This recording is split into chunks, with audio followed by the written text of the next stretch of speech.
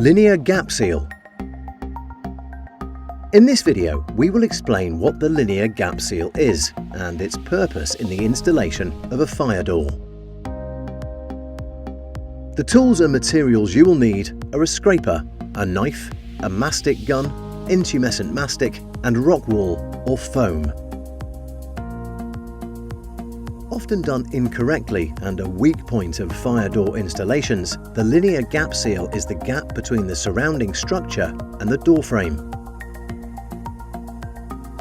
There are a number of different materials and methods used for linear gap seals, so it's important to refer to your manufacturer's installation instructions before proceeding.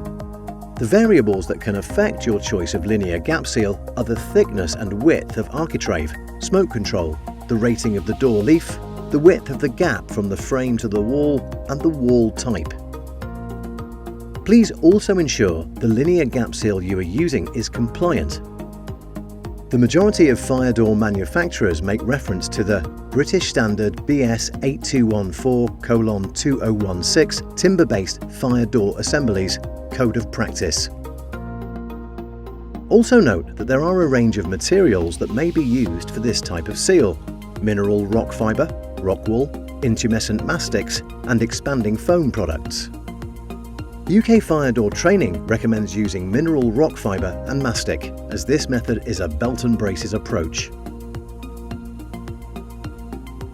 In some cases, expanding foam is permitted. However, you must check that there is evidence of fire performance to BS 476 Part 20 or EN 1366-4, and that the door has been tested with the type of foam that you intend on using.